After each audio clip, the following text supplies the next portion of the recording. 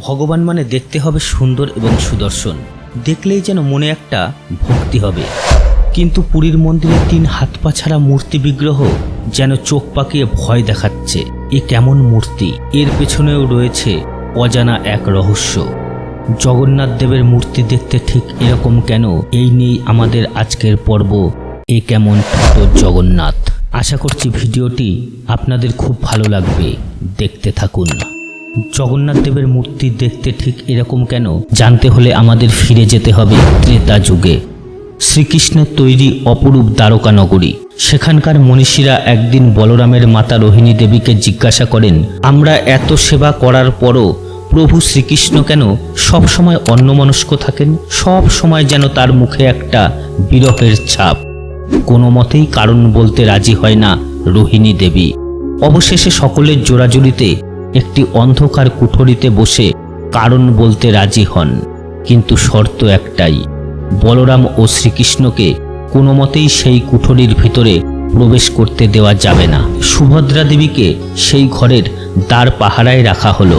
রোহিণী মাতা এবার সকলকে বলতে লাগলেন, শ্রীকৃষ্ণের অভাবে বৃন্দাবনের গাছে গাছে ফুল আর ফোটে না। ব্রজবাসীগণ এখন মৃত্যুশয্যায়।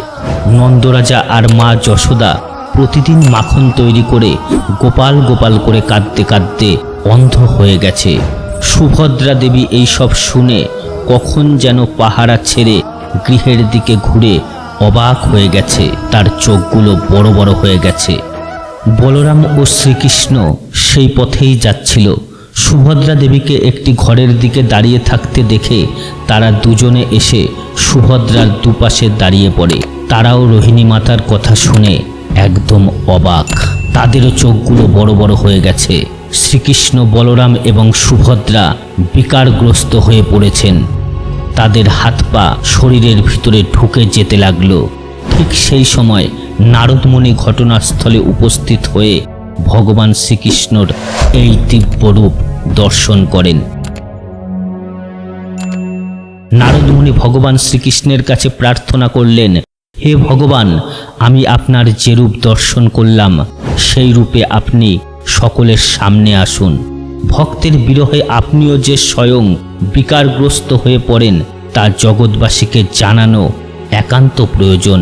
নারদমুনির প্রার্থনায় ভগবান শ্রীকৃষ্ণ তাকে প্রতিশ্রুতি দেন, যে দারু ব্রহ্মরূপ তুমি আমার দেখলে সেই রূপেই শ্রীক্ষেত্র পুরীতে আমি আবির্ভূত হব।